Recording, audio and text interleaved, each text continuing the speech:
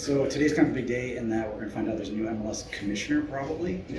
So I'm curious what you think about the sort of next phase of MLS and what the biggest things that new person in charge and just the league in general needs to get right, like going into the next phase that you guys are going to be playing the opening game and the new calendar and all that stuff. So I guess what do you think are the biggest things that have to be successful this time around? Big day. I think, potentially a big day here. I think first I would say that I think it's big shoes to fill for whoever comes in, because I don't think, in some respects, I don't know that Commissioner Garber gets like all the kind of credit that he deserves. I think when you go 10, 20 years in the future and you look back, I think he's going to go down as like one of the best commissioners of any sport. I think you took a league from literally ground up and found a way, like through multiple kind of times early on, kind of MLS 1.0 that the league might have been, who knows if it was going to make it or not, to like where it is today with 30 teams, strong teams, 27 or 28, soccer specific stadiums, teams valued, at very, very high numbers, including a handful of teams, valued over $1 billion. New York City FC being one of those. Like,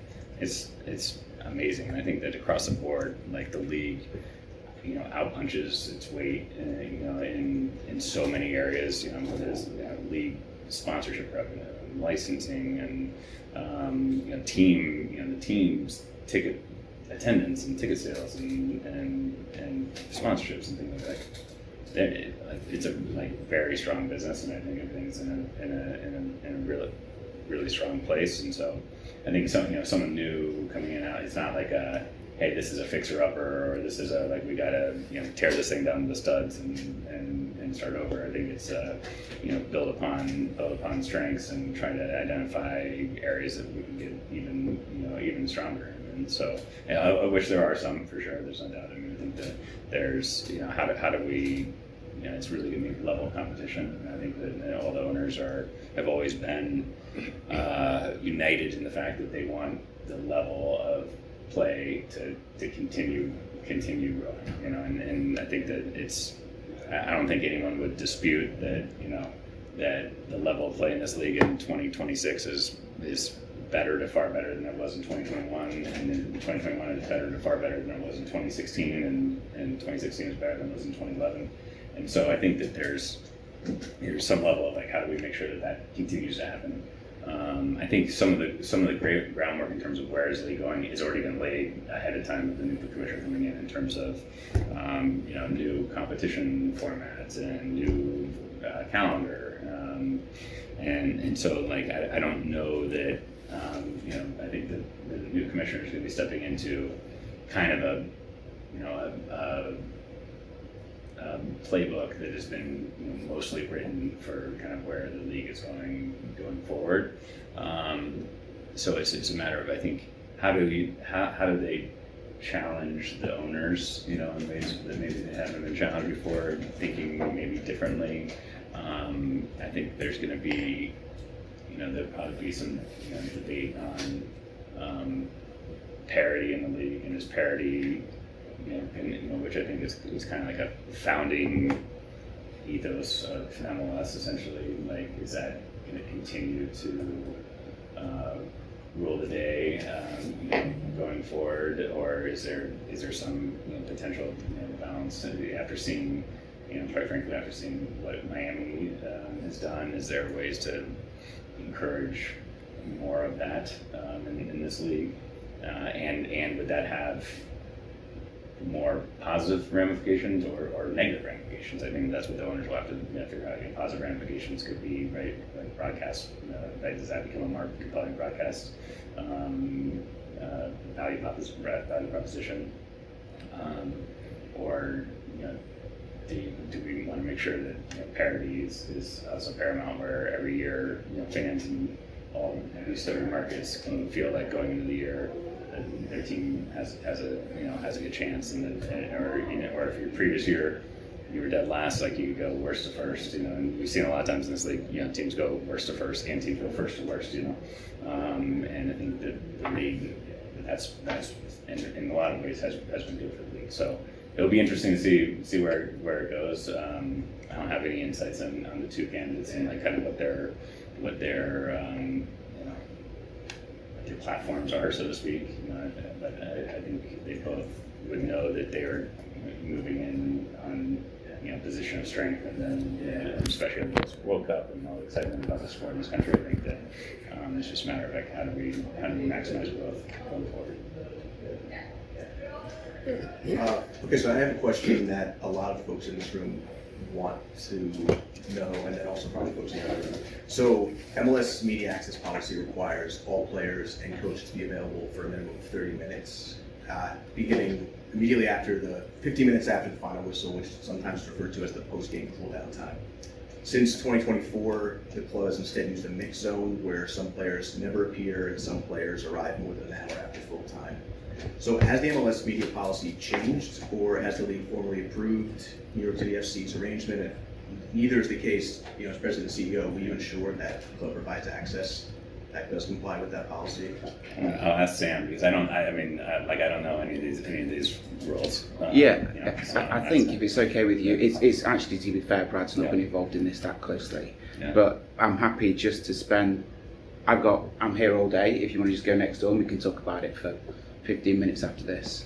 I can talk you through all the different reasons and what the league's position on it is too. Cool. Yeah, so that's essentially generally we have a big organization. We hire great people to run different departments and like things like that. I'm not close enough to it, but I'm happy to. I can talk you through it. I feel we've chatted to a few people here, but I can talk you through every reason. It's something that we look at and think about and talk about all the time. I'll talk you through it. Feel free to ask another question though. If you, okay. I feel like we've sort get a of. bonus. Well, actually, all right. So yeah, I will ask. You said a couple of times that you believe that New York City FC, the vision for the club is to be at the undisputed flagship club. What does that mean to you? What does that mean to the Well, I think it means a couple things. One is like when you're anywhere in the country or anywhere around the world and you are thinking of soccer in the United States, or you're thinking of MLS, that like we would be the first club that pops into your mind. And I've said obviously, that's how you be undisputed, is if it's like if that's the one that pops in everyone's mind. I think if and again this is meant to be aspirational and something that just doesn't happen overnight. And like right now, the likely answer to that question, I don't know if you'd say it's undisputed or not, but like over the last 2 years or 3 years, you'd probably say Miami. Like if you're anywhere around the world, you've probably seen Messi, pink Messi jerseys like in every continent and like and things of that nature. After Messi retires, we'll see where they go. It seems like they are adamant about kind of trying to stay on that path. It's easier said than done if you don't have the greatest player of all time. But I think but part of it is I think you have to have the best infrastructure. Like to me, there's a stadium story, and like until we had what we think is going to be the best soccer stadium in the country, like that will check one of the boxes to be like to being considered to being flagship. I think being seen as a top operator and a top fan experience is one for us when you have the building. Also, I think the content that we're providing, so that's having having top flight women's football, having U.S. men's and women's national team games, having things like the LA 28 Olympics, hopefully the Women's World Cup in 2031, many like these kind of CONCACAF Gold Cups, things of that nature, where we're associated with that as a club. I think that we're getting events on the regular that no one else is getting, or the number of events and the caliber of events that is unrivaled of league teams around the league. That's one of them, and I think having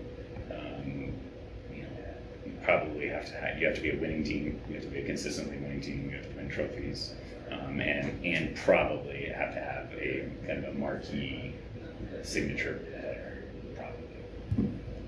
I think those are like probably most of the components of that being in that conversation. I know. Kind of speaking on that, I know everyone in the mill there have asked you about Christian Pulisic, so I'm not going to ask about that specifically. But I was curious to that. It'd be great, right? You'd be in favor of that? Oh, yeah. Okay. To quote someone, 29 to 2019 would be in favor. Yeah. But it does bring up like an interesting point where, RedBird is part owner of this, and also RedBird is not part owner. So this is exactly what my question is. You have some level of connection with AC Milan. Not via the Yankees, I guess, but not So the Yankees are part owners of AC Milan, but does that and they're part owners of New York City FC. But that conversation? So that has no influence on any level of conversation. It doesn't give you any kind of advantage. Not really. Can you talk about how you would leverage CFG's connections to other clubs and the scouting network in trying to find this? I mean, it's no different than saying why haven't we brought players from former Man City players or things like that, over. I mean, it's similar. Man City and City Football Group, I think, are more connected than any group in the world. Obviously, we're the biggest global soccer organization. So I don't think that there's any player that. And again, once we have the stadium, I think that's one piece. We have the market in New York City. I think if you want to try and attract players from around the world, there's a small handful, one hand, like of markets where any player around will be like, hey, if you could go to the U.S., like, where would you want to go? And I think like everyone, like if we all took out a piece of paper and they said write three cities down, I think we might all write the same 3 cities down, but or maybe a small variation. And so I think we have that obviously going for us. We have our global network going for us. We're going to have what we believe is going to be the best building going for us. So it's not I think it's not a matter of our players interested or going to be interested in coming here. I think it's first and foremost, I say players that want to come to MLS.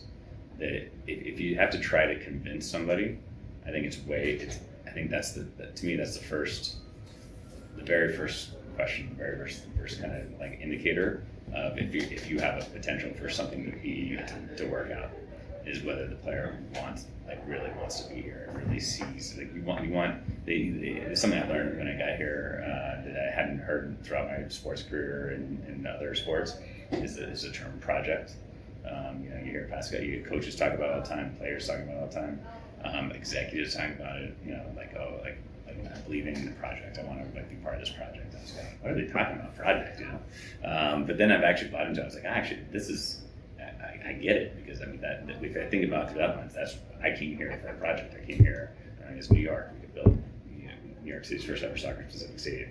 We have a sleeping giant in a league in a sport that is on a massive trajectory. The World Cup, all these things, try to build the boxes. So for me, this is a project. Come here, build the best stadium in the country, build a brand, build the world's game in the world city, and that's a project. But we want players, we want coaches, we want executives, we want everyone to buy into the project. And so if they don't, it's not like there's a free agent or the big name free agent that is available right now that said, oh yeah, I'd be happy to come to MLS if you pay me like $60 million a year.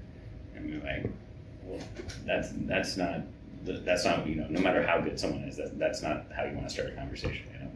From our standpoint, that's just they're in it for the wrong reasons. And so I think for us, we got to find players that want to be here, want to buy into MLS, want to buy into being in America, and then if they're into that, then our project, we would argue, is as compelling or more compelling than any other project in American soccer. So we have that going for us, but that's the first and foremost. If that's just not in their head or they're not there yet, then it's a no-go. And there'll be plenty of great players that are going to want to be in that headspace. the calendar is changing next year. Curious if there have been plans somewhat finalized or if it's still being discussed on changes to the All-Star game and Leagues Cup. What can we see from there going forward? Good question. There, All-Star, my understanding is All-Star will continue to happen. It won't be in July. It will probably be somewhere, more mid-season. I think that my understanding is there's going to be sometime in mid-September, an announcement on more clarification on, I think, calendar, competition, things of that nature that they're getting close to figuring out or finalizing. And I think that probably both of those things will happen in there. But my understanding is Leagues Cup is going to continue and continue with similar or exact same format as it has been like last year and this year. I don't know exactly what time. I don't know if it will still be August or not. I think it could be. It could still be the same on the same time. And then All-Star will definitely happen. It will not be in July. It'll be later. But I think it will be. My guess is it's like on this side of the calendar, like before the winter break versus after the winter break. I think after the winter break, the schedule's gonna be jammed. We'll mix sprint like right into the playoffs. Would there be a hope to host the All-Star game at Etihad Park, or would the calendar change?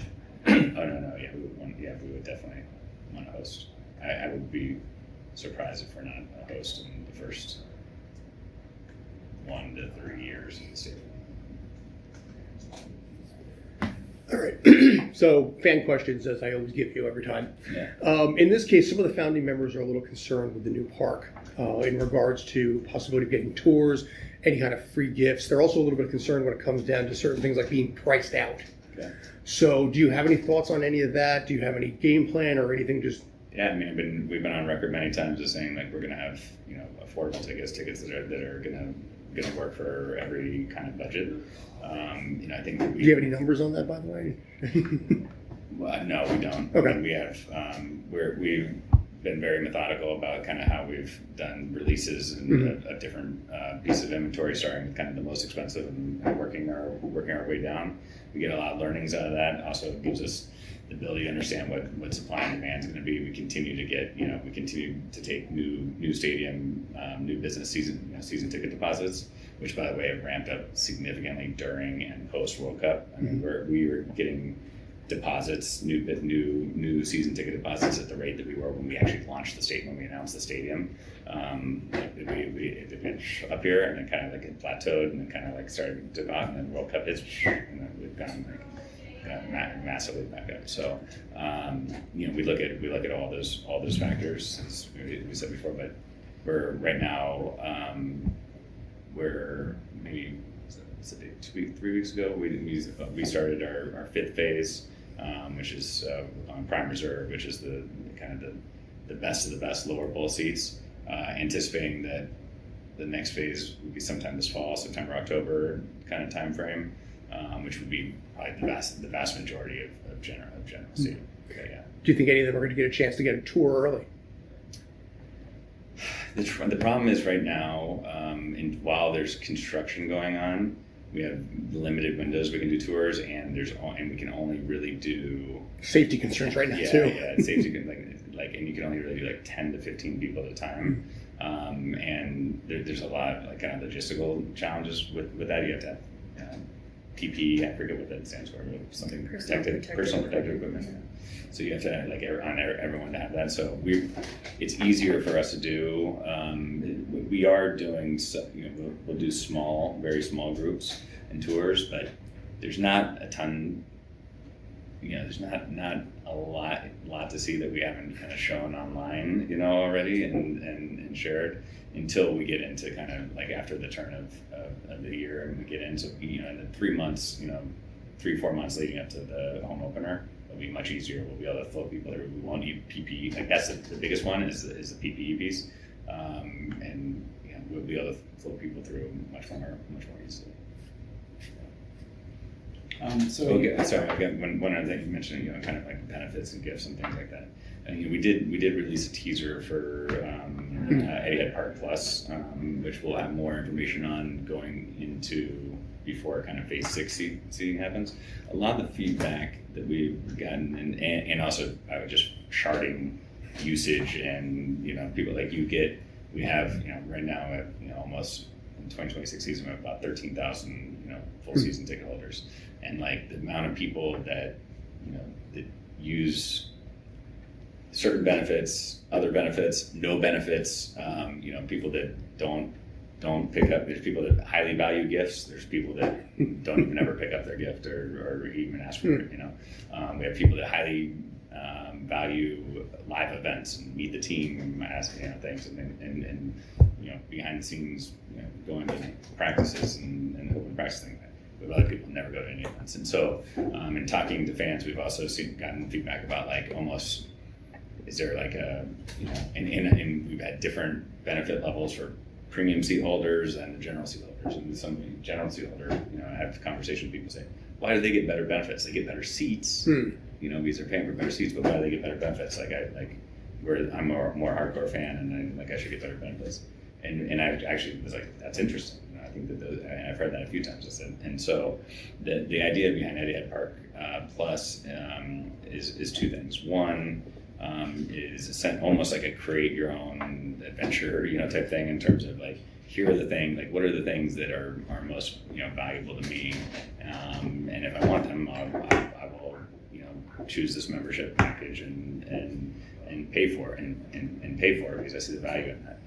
For those who, don't see the value in certain things or see less value in certain things, don't pay for it. So and this is another way, going back to your affordability question, that we look at being able to offer more affordable season ticket prices is essentially not having a huge cost of sale to season tickets. Like we actually have, we do all the data on this. We have season tickets like in our current world where we actually lose money on the season ticket because person based on what they pay for the year, then they get this gift and they get this gift and they go to these 3 events that we pay for food and beverage on and rental for the, essentially it's a net, like we lose money on the deal.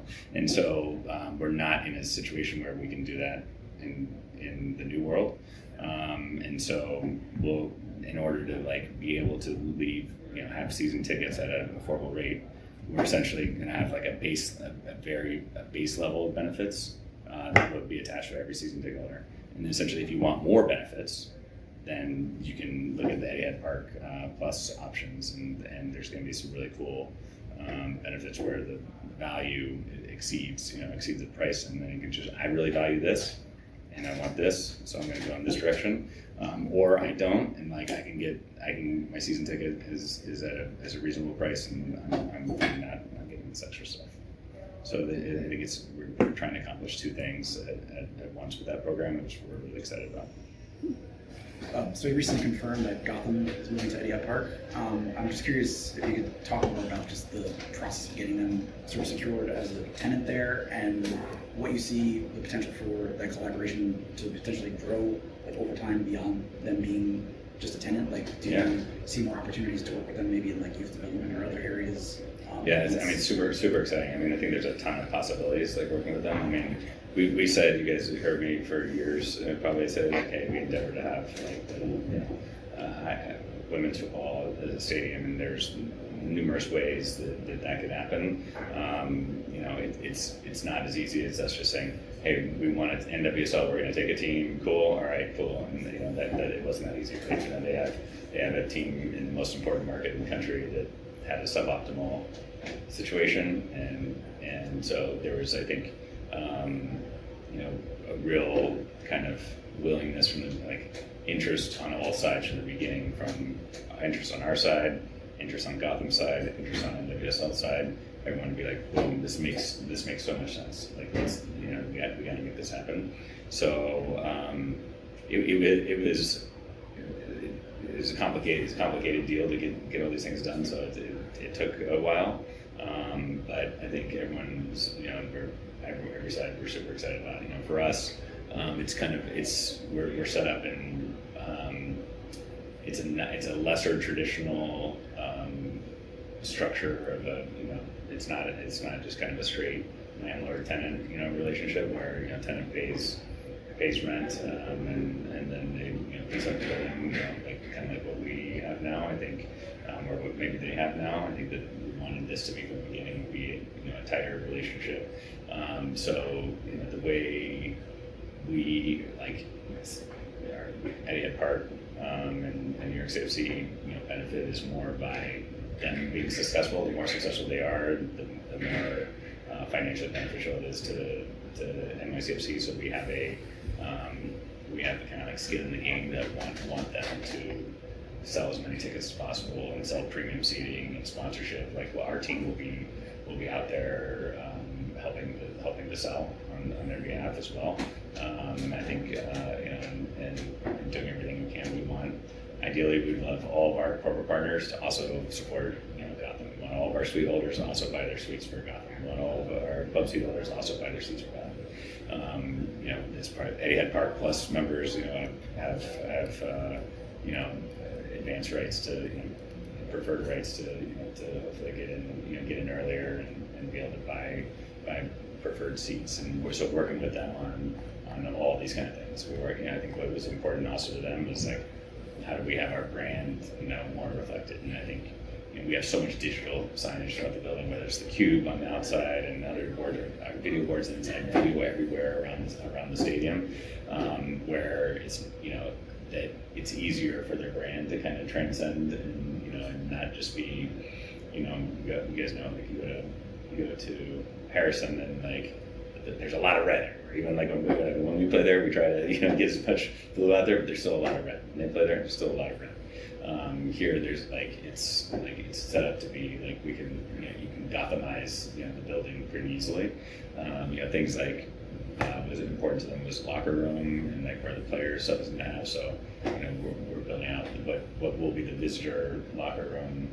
We gave them the option to either kind of dress up be in the home locker room and dress it up, but it's temporary, or be in the visitor locker room and make it permanent for them. And they said, hey, we want to make it permanent. So like MLS visiting teams will essentially be in the Gotham locker room, versus Gotham being in the visitor locker room. And so and that's just a few examples, but like we how do we collaborate on so many different things together? We think that there's a lot of opportunities. You mentioned youth programs, academies. We have girls academies now, so there's things like that. How do we maybe also collaborate with them from a Man City women's standpoint, which is one of the premier women's teams in the world? So we've talked to them about are there some learnings there? Are there things that we could potentially integrate with them there? And so I think that there's a ton of opportunity. But for us, like first and foremost, like our success and their success are linked, in terms of how like the upside for NYCFC versus like just having a big guarantee and us like it doesn't matter how many tickets they sell or it doesn't matter if they're successful or not. That's not even remotely close to how we're looking at it. Like we're looking at like how do we build everything for them, help them grow their brand, grow revenues, and if all those things work out well, it's going to also work out well for New York CFC financially too.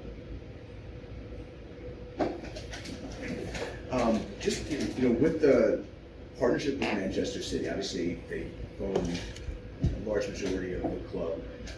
And City there are football benefits. group, City football group, excuse me. But so what if any soft or even hard responsibilities does New York City FC have, either from a sporting or a finance standpoint, to City Football Group in maintaining that partnership? Well, City Football Group is a majority owner of the team, so like they're who we work with every single day from that standpoint. City Football Group's kind of relationship with New York City FC is very similar to City Football Group's relationship with Manchester City and with Bahia and Palermo and all the other clubs. So that's who we're working with kind of every single day, and like that, and both on the business side and on the football side. Saw you guys recently announced with the mayor a program for the summer employment for youth about technology and soccer, and that's the first collaboration with this current mayor. Obviously, the last mayor, there's a lot of involvement with the stadium. Can you talk a little bit more about that partnership, and also if there's any more plans, with the opportunity of, this new era of NYCFC with the stadium and the partnership with Gotham, if there's any more conversations that are... Yeah, I want to say first, because also we did, with during the World Cup with the pitches, we worked closely with them, and the mayor's office came to us on kind of like the idea of having, 24-hour, nonstop pitches runs. We worked with NYC Footy and the mayor's office to pull off that program as well. So yeah, we've been working on a few things with them, and then obviously for the Gotham piece, they're had a real interest in as well. I think both from a city standpoint and a state standpoint, and that's why Governor Hochul is also at that event, because it's important. It's a franchise essentially is relocating from New Jersey to New York, and so I think I think that's also important. So yeah, I think we've had some really good. Obviously he's a massive soccer fan, so I think that there's there's a lot of potential. He's been very interested in what we're doing and what we're going to be doing at stadium, from a community, city in the community type initiatives. He's been super interested in helping us out with all those things. So yeah, I think it's we're looking forward to having a great relationship with the mayor. We're continuing. We have a group that is focused on how do we kind of tighten those threads with the city as well. I'm curious about how the club is operating with some of the league-wide, say, roster rule changes, commissioner votes, etc. I know you mentioned earlier, it sounded like you weren't completely certain of the platform of each commissioner that's up for being selected, and there's also the roster rules. So when we're talking these presentations being given to MLS owners, who's representing the club? How is the club also still being tied into it in terms of yes, we support these changes? It sounds like maybe some of them are different groups of people than others, with maybe a commissioner and maybe roster rules are separate. So I'm just kind of curious. Yeah, I mean, so anything that comes from a kind of league,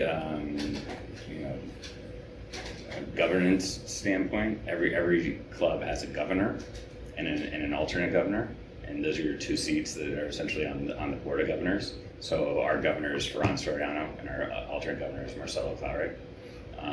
And we have an unofficial alternate governor, which is Marty Edelman, who has previously has been a governor, has been associated with us for many years. So, for example, today in New York at the commissioners thing, both Ferran and Marcelo are out of the country, unable to be here. Marty is there today in person.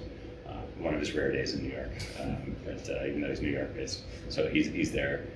But at a board of governors meetings, whether that be at All Star or those are 3 times a year. Typically, either Ferran or Marcelo or both are there, and then and me. But they are involved in the voting, and when anything that comes to a vote at any point in time is governors only, and everybody else is voted out of the room essentially. So for commissioner, that's happening today. For roster rules or where things like the change in the competition format or the change in the calendar, those things ultimately every club has a vote, and it's whoever's kind of there, the governor, alternate governor, that would vote on this. So the player things will be the same. But to my knowledge, that's not at a place to vote on yet.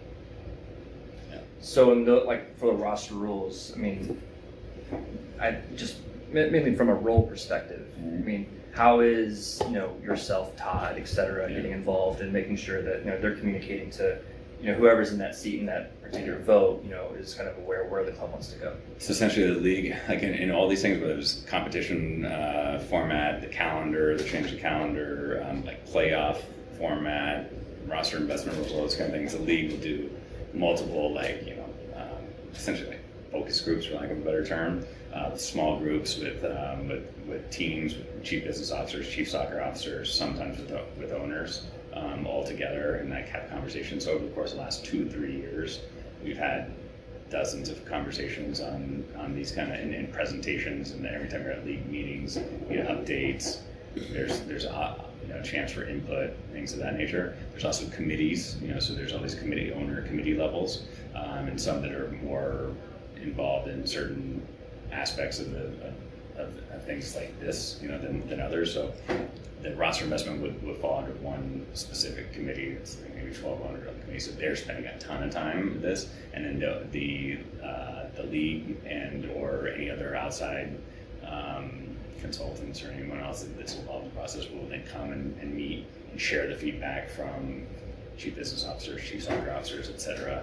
in with the committee. They debate it around, and then things come back, and then come back with more feedback, and it's just kind of a continual kind of feedback loop until they get to the point where they have something that they want to put on the table for owner's development. That makes sense. Yeah.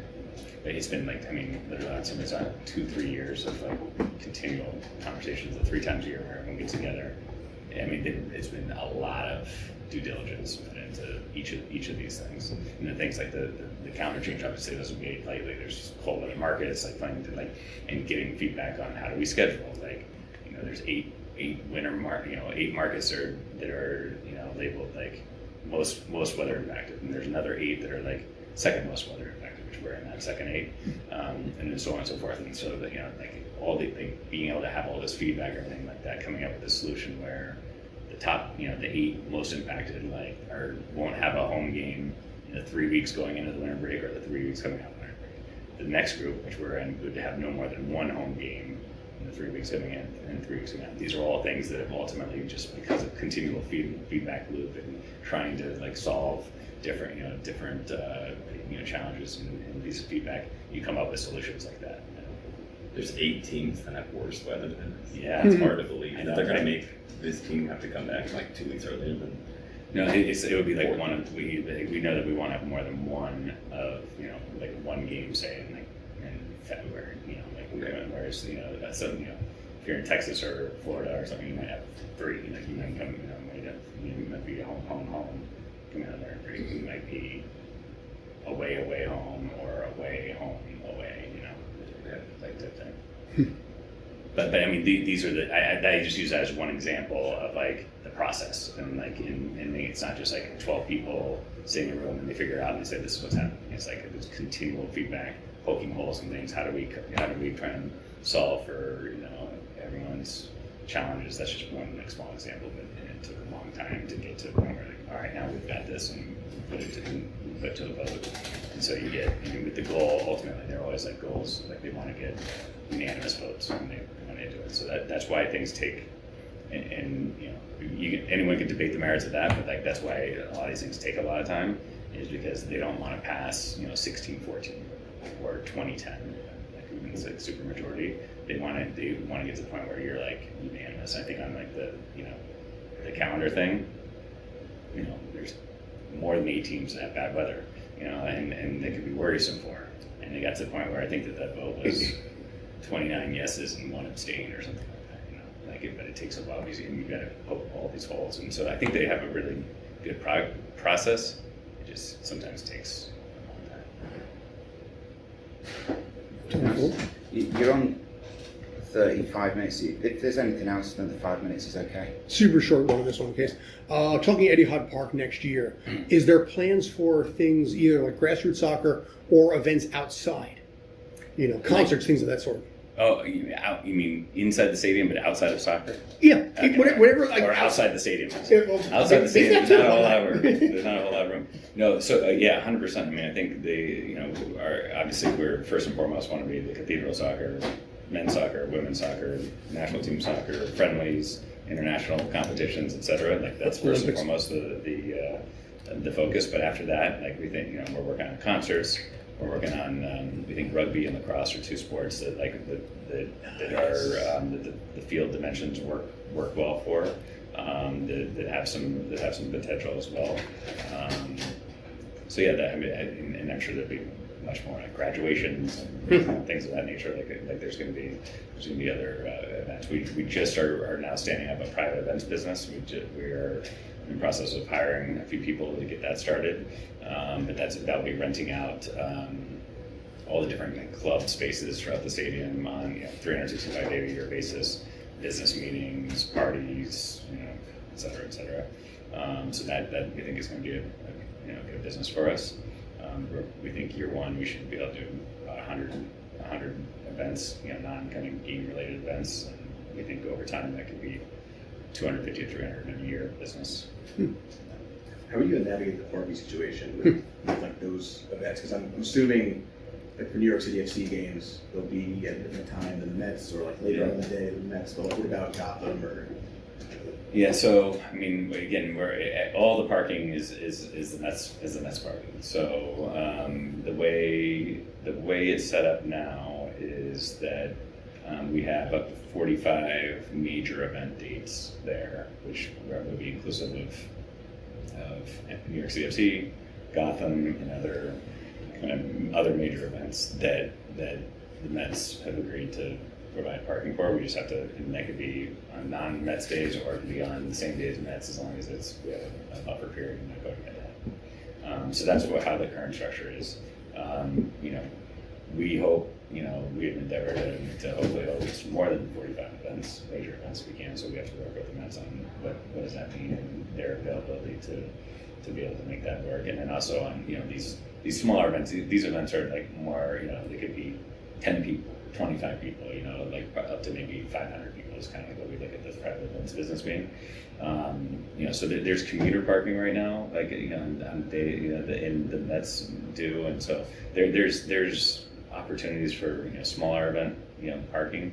We don't like that's the place to go. And so there's a lot of work being done on the parking side because of Metropolitan Park and everything that the Mets are doing there. So they're in the process of building the first of what will be at least like 2 and maybe 3, I think, major parking garages, which is on kind of the northeast corner of the City Field lot. It's lot A, I think. That's under construction now. And so essentially their plan is they're going to be building parking structures that will then replace surface lot spots, and then they'll build a second parking. And once that's ready to go, then they can start a second one, and then eventually the casino will also have a parking garage as part of attached to the casino. So things could also change over time if that if that ends up yielding more parking. Like when it's all said and done, there are more parking spots. Also, at some point in time, I believe that there will be less people driving their own cars and parking their own cars, on site at things. As we start getting more driverless cars becoming more readily available, which there already are in many markets. So maybe parking becomes less an issue over time. But initially, that's the structure. Can I One ask- more guy sees that there. I was just going to ask about MLS Next Pro and the fact that they made that announcement where they're going to do the third-party private equity partnership where teams can opt in to have that entity take over the commercial operations. Yeah.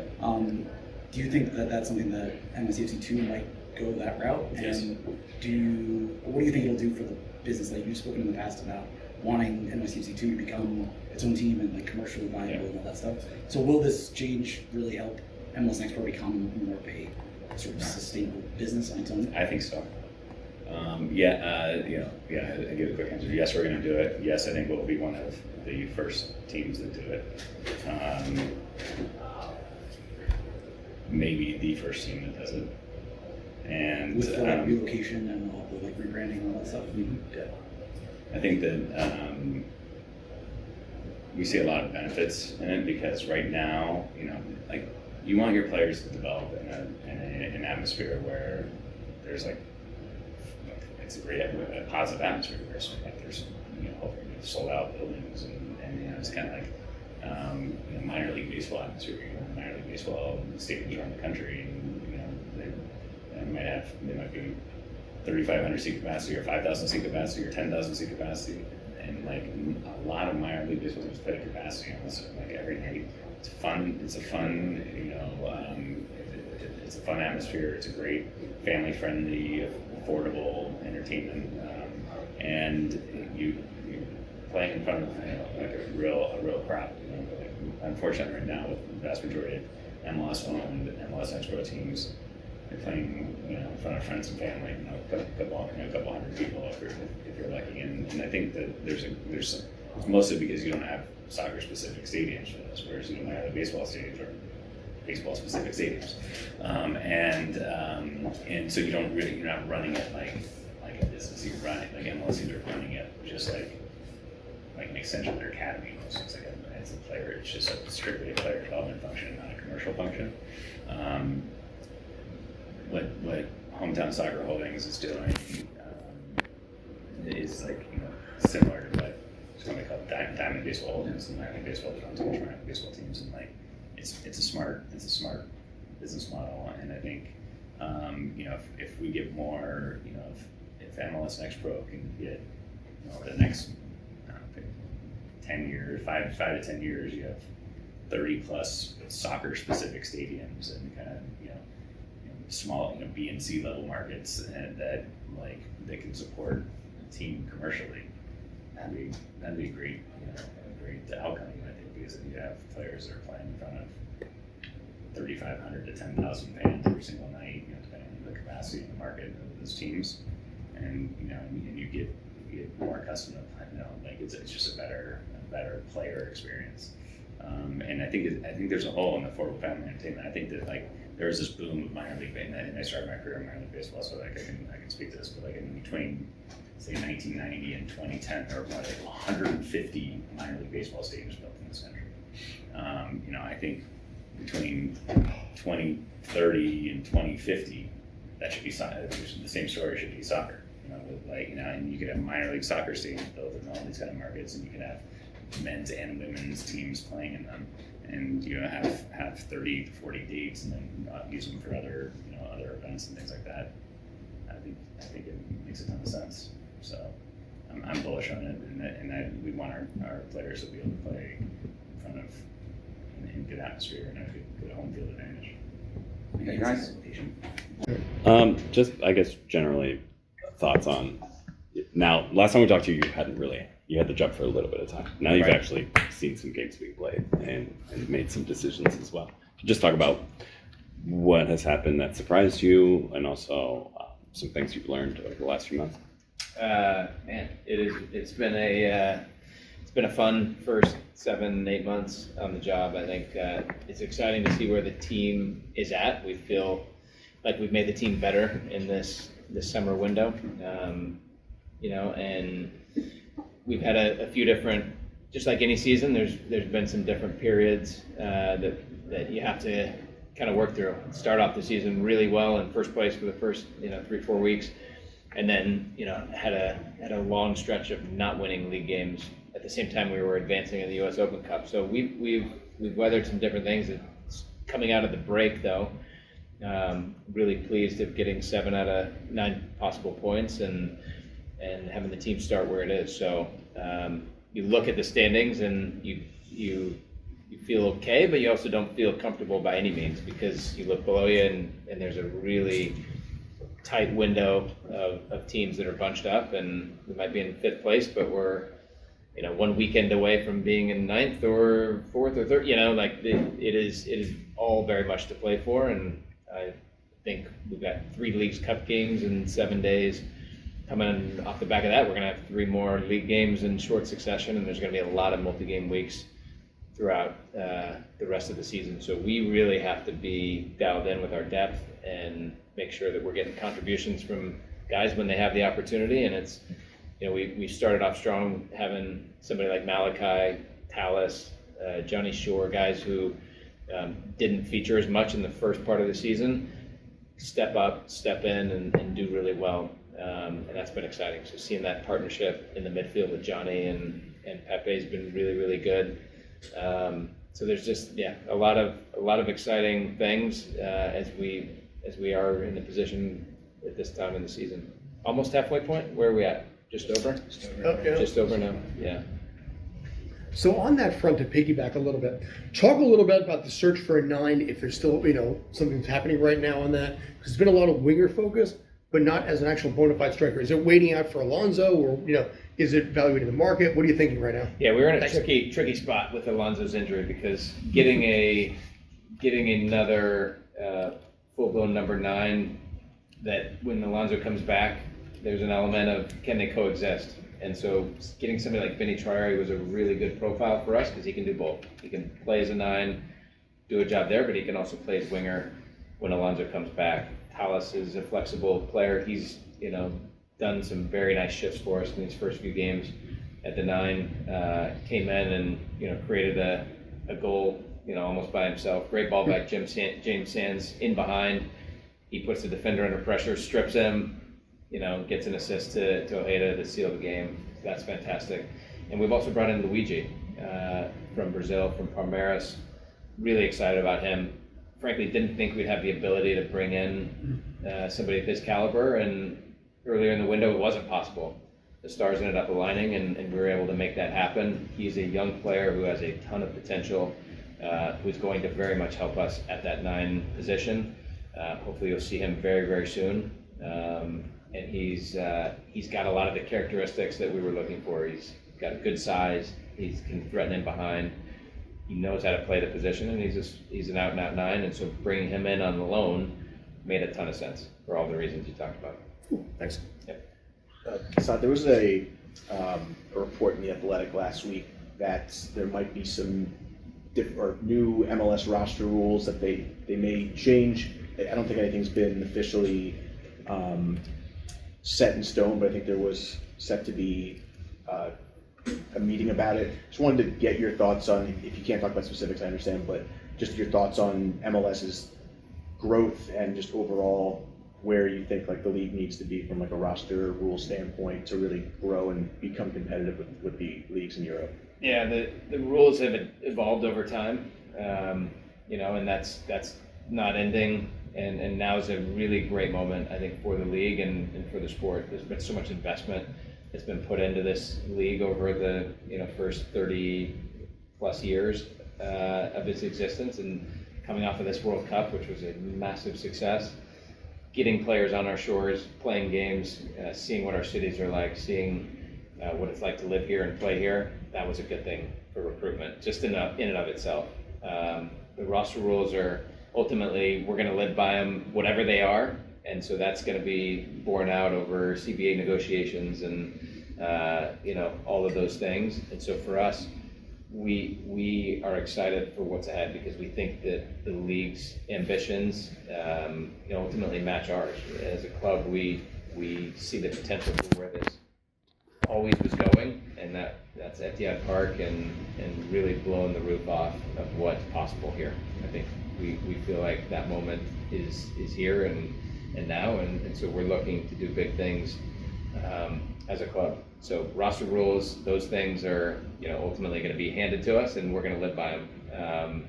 And that for us means growth and progress, and we've seen that through over the years, and the league seems to be at a point where it's going to continue to push that envelope.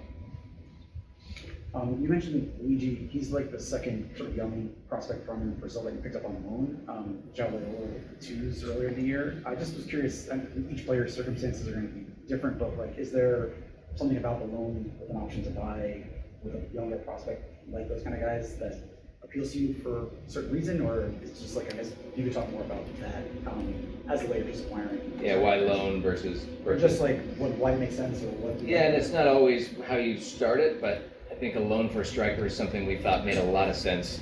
Go back to the earlier question, because we do have Alonso coming back, and we are very confident he's going to come back and be the player that he was. But we don't want to put everything on his shoulders, so having some help at that position makes a lot of sense. So what this allows us to do, it allows us to bring in a really good player. Doesn't commit us forever, but also gives us the opportunity, if it goes really well, we have the ability to acquire the player at the end of the season. So that gives us the flexibility we think we need within the roster. It allows us to see how it goes and see how he adapts and how he does, and how the team kind of shapes out, and see how Alonso does. We're very confident in Alonso's return, and it's going to be a massive boost to our team getting him back, and we hope we can get it back as soon as possible. In the meantime, we're gonna have a lot of games, and we're gonna need a lot of contributions from our attacking players. So that's what we're trying to bring in. So, and then with Joao, you brought up another good one there. I think we've sort of opened up with the second team to exploring those types of players that can come in, again, prove themselves with our second team, get reps with our first team when it makes sense, in training or otherwise. And if there's a pathway there, like that is a great way to acquire these guys without maybe taking the risk of, the full-on risk, long-term risk of making a big bet. Those aren't easy, to hit straight away, and giving ourselves some flexibility with some of these. The two you mentioned for Brazil, we think is the right move for us. The transfer window is open for another month or so. When we last spoke in the spring, Brad had mentioned that the team had the ability to open up 2 designated player spots. One of them has been opened up since. Is the team looking for another designated player this window, and what positions in general is the club still looking to target this window? Yeah, we have 3 DPs. That doesn't mean, we're not out there looking. I think what I've said earlier in other rooms today too is that we know how important the opening of the stadium is, and our remit is to make the team as strong as possible now and in the future. So we feel like we've really improved the team in this window, and we're open to continuing to improve that. And anything we do is really with that goal in mind of how do we make the team better. So we feel across the roster now we have depth in the attacking positions. You look at what we have up top with Malachi and Agu and Hannes and Tallis and Benny, and so on the wings we have a lot of depth. We have Luigi, we got Alonso coming back. We've got Seymour, who's continuing to do score goals for our second team and continuing to progress. We have a lot of quality in the center of the midfield now. James Sands, initially, that's kind of his primary position. We knew he could play in multiple positions, and he was thrust in the center back role. Him and Thiago, probably the best combination of center backs in the entire league, I'd venture to say. And they've shown that in the early stages. Does that mean he's going to be there forever? We don't know. But we've had injuries, and having our 2 Aussies come back from the World Cup with injuries has thrown things for a little bit of a loop. Raul Gustavo got injured, so that center midfield, Johnny Shore stepped up. Pepe came in and has played at a really high level. Some of the balls that he's played, some of the stuff him and Johnny have done in this first part of the season is really exciting, and we feel we've got good depth there. Nico Cavallo has stepped in for Kevin O'Toole, who's going to be coming back from injury very, very shortly, and has shown his depth. Those types of guys, you need to get a lot out of them, and he's really stepped up. You've got Micha coming back on loan, and you still have Tavon at right back, who's been as consistent a season as he's ever had, and done really well for us. You have Matt and Tomas, Greg in our goalkeeping core. It's been really, really good. So we feel like there's depth across the roster. Center back we've been hit with especially hard on injuries, but it's something that we've managed, and different players have stepped up when they've had the chance. And anytime you have a good season, you're going to have moments where it's a little uncomfortable, and people are going to have to figure it out. And we've certainly been tested in that way, and I think so far so good, but there's going to be a lot more of that. We've got a lot of games in a short amount of time on this back half of the season, and it's going to mean that guys are going to have to continue to step up. Brett Sims recently has talked a lot with the stadium coming, the idea of a flagship player to match a flagship stadium and franchise. Not necessarily the thinking of this club even 2 years ago. In 2024, we spoke to him. He said, look, it's more important to have a better player than a big name. But now it seems to be some kind of combination of the two. I'm wondering where you stand on this idea of even a responsibility to have a flagship player for a team in New York, and how that fits into your ethos. I mean, famously, you played with some of the bigger flagship players in this league, so yeah. Wondering if that affects how you thought about it. It has to be done right. I think that's the biggest thing. If you can hit it where they help the team, they're good on the field, they help you win championships. Oh, and by the way, they sell tickets and are a massive draw for the fans and establish the club on a global level. Okay, now you've checked every box. Not easy to do though, and so we have to be picky. We have to be diligent with that work. But we are 100% open to that. When you ask about are we open to DPs, we need to be open to, we have really 3 windows, and this window's, obviously got about a month left, but we have 3 windows before the stadium opens, so we need to be open to that starting now, and we have been. So that is something that we think would make a ton of sense. If we can find the right guy at the right moment, we're gonna absolutely be open to that. So if that's different, that's fair enough, but we think it makes a lot of sense, and we need to go for that. Go ahead. All right, thanks, Mike. In this case, let's talk Nico Fernandez Mercau for a sec. There was rumors that apparently there was an offer on the table for about 18 mil that was rejected. Would you be willing to elaborate on that? No pressure though. Yeah, I mean, I think with Nico's an example of great success here at the club. Starting with our scouting department, starting with our coaching staff, our team, to have a player like that come in the prime of his career from Europe and be so successful here. He's only been here, about 12 months now, and he's leading the league in goals, tied for that. With that, comes the double-edged sword of, geez, there's going to be interest in him, and that's totally normal, and that's something that, again, is a positive thing. Do you want to lose your best player? Never.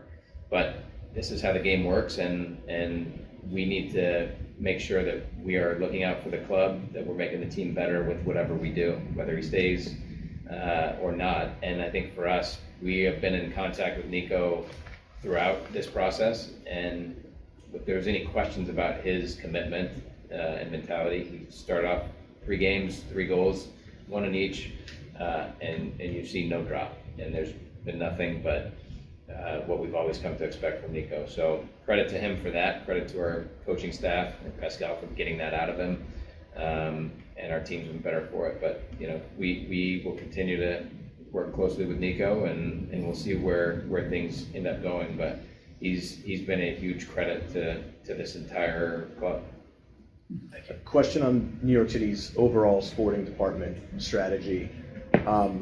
Over the last 50 signings for New York City FC, 60% of those have been players that have been 23 years or under. 86% of those have been under the age of 27. So when looking at New York City FC strategy, what is paramount? Obviously, both things being important. Signing players that you can develop and then flip later for profit, or signing a player that's going to make an immediate impact? Yeah, I think Nico was a little bit of a combination of those 2 things, right? He was a player that had an immediate impact and still at a prime age and a maybe subprime age even, relatively young. I think Benny Traore is another one who we think has tremendous upside, can impact the game now, but also has future upside and national team prospects, and brings a lot. So that's ideal. You want players. It's not an either or for us. I think the club started with famously, 3 designated players that were at the other end of their career, and massive names and massive impact. But I think as time evolved, the club, saw maybe a different pathway and a different strategy. So for now, we are open to making the team better. I think that's the most important thing, and if we can do that while bringing in somebody who's recognizable, that's great, and we will do that. But I enjoy hearing those stats. I'm obviously, it's my first season in the club, but I can tell you from ownership and from our strategy, we aren't wed to one end or the other. We want to help the team, and we want to make the team better. That's the most important thing, and that can come in a lot of different ways. Just a quick follow-up to that. Do you have any, as sporting director for New York City FC, do you have any kind of harder or soft responsibilities to other teams in City Football Group, like Manchester City, when you're signing players? Like, you have to take into account their considerations when signing any kind of player during a transfer window? Yeah, it's been awesome to be part of the group because we are really, really connected, and I've been so impressed with that. I think more so than you maybe are in interviews or you hear about how it's done, but then to see it and to feel it, we are in regular contact with all of the clubs. We have weekly meetings, and we know what each other is doing. That doesn't mean, though, that we are dictated to of do this so that this happens and this is we operate independently.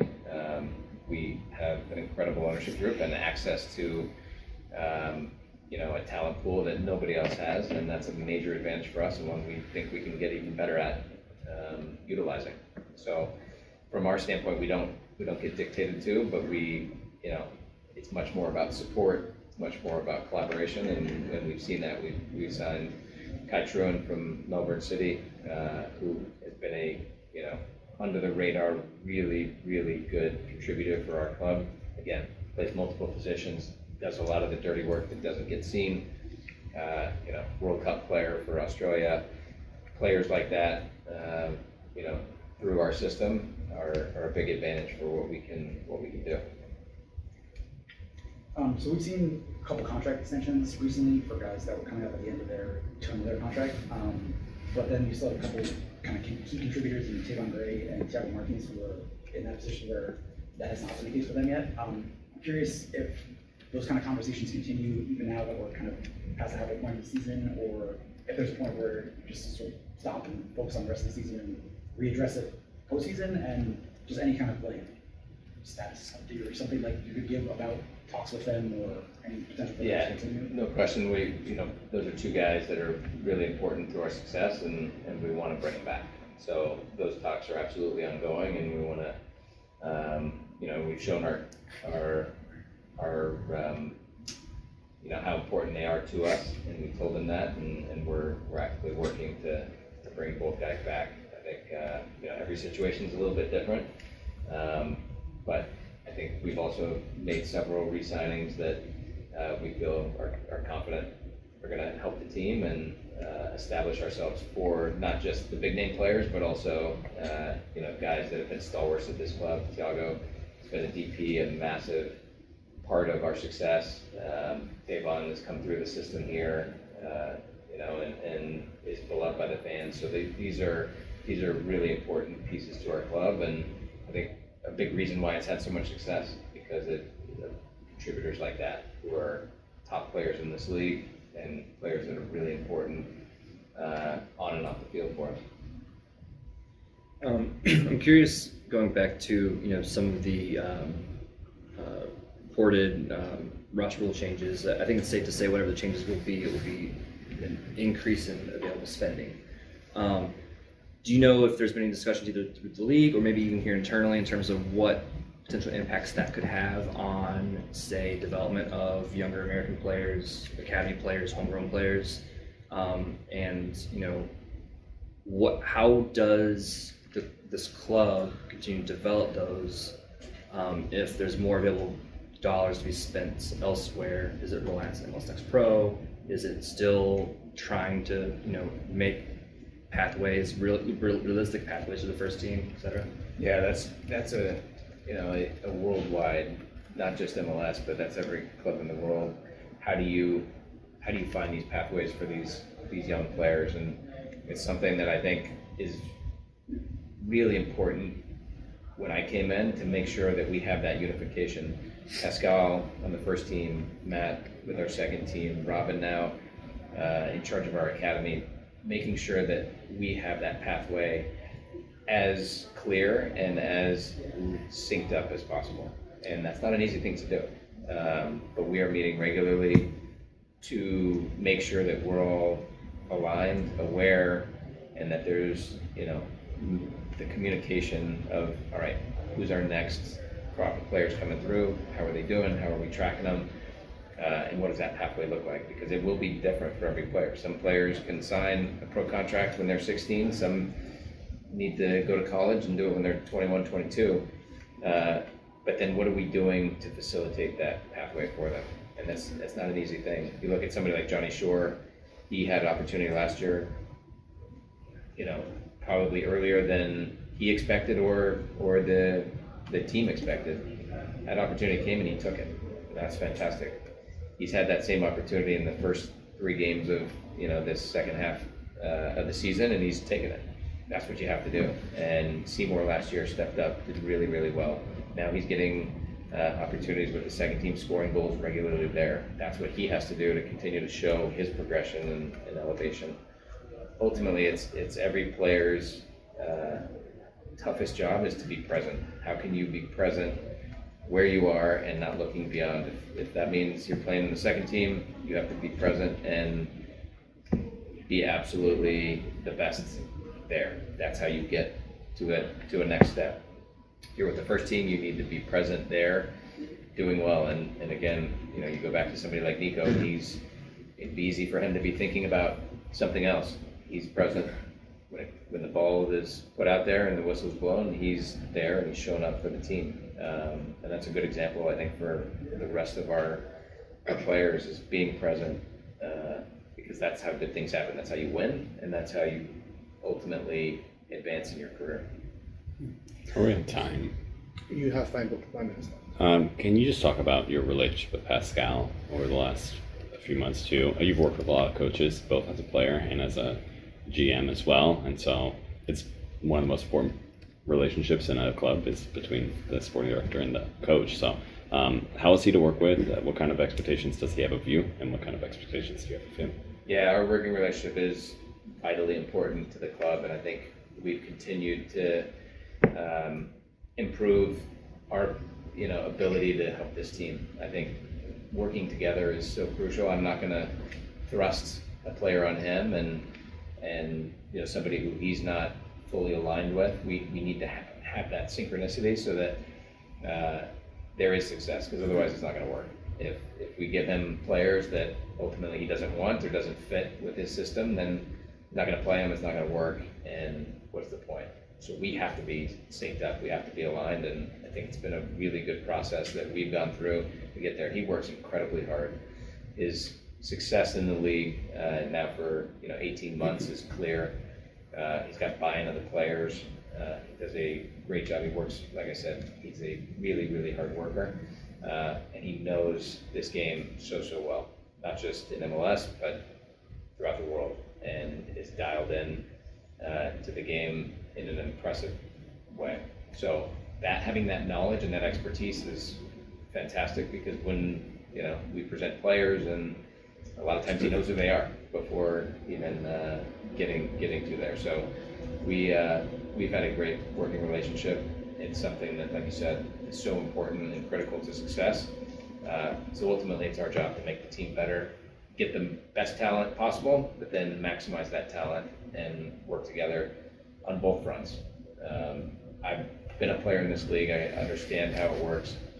I can help on that front of that maximization. He's got an eye for talent and an eye, knows this game and knows this team as well as anyone. And so his ability to help on the recruitment front has been fantastic. So together, it's been a really good combination, and I think we've seen some of that success in this window in terms of where we've taken the team and where we're going to continue to push the envelope, because we want it to be better. We want it to continue to improve. So he was on board with Benny 100%. That was, what level of collaboration was there? Absolutely. Yeah. Great. Anything else? I have one short one. Now that basically the honeymoon phase has been all over for your job here. Was there a honeymoon phase? I don't know. Well, you know what it is? You get the newness factor of, okay, I got the new gig, new country, new part of the country, all this kind of stuff. What do you see differently between here and, say, last year at this time? For me personally? Yeah. Good question. When I was in Sacramento, it was a different role. I was club president and general manager, and we were, establishing and building a stadium in Sacramento that tracked and mirrored a lot of what was going on, and we talked about this earlier, what was going on here. For a decade, the stadium search was something that was happening. So I was tasked, along with ownership in Sacramento, to get that done. And what a tremendous challenge to do that, to be in City Hall, to work in politics, to do all the things that is very different than buying and selling players and working on the field. So for me, tremendous challenge. I love challenges. I've always been up for that, and I'm so proud of the fact that we got that stadium in Sacramento, in the same way that the stadium is going to be the catalyst here, it's going to be the same there. But when this opportunity came up, seeing where this club is going, seeing and being part of such a great organization, being part of City Football Group in this moment, it was a culmination of a lot of hard work and honestly a lot of excitement. So again, it's not a thing about pressure. This is about opportunity, and we have gobs and gobs of opportunity here, and that's fun. That's fun to be part of. Fun to be part of an ambitious ownership group. Fun to be part of an ambitious club in the most ambitious city in the world. Earlier you mentioned looking for opportunities to get Joao Loiola minutes with the first team. He was just announced to the Leagues Cup roster. Is that one of those opportunities that you had identified to get him minutes, and do you expect him to get minutes in the Leagues Cup? Yeah, I mean, ultimately that's Pascal's call, but I think we've seen Joao, really excel in different moments, and this kind of second preseason has allowed for him to have reps with our first team, to have opportunities to kind of showcase himself around and with our first team players. It's been a really good moment, and he's obviously shown well, and there's going to be opportunities. We've had injuries in that position, and this is again, for a guy like that who wants to break in, here's your chance. So this is a good moment for him. If he's called upon, and it makes a lot of sense when you have somebody like that you brought in, for this reason. This is his chance to step up.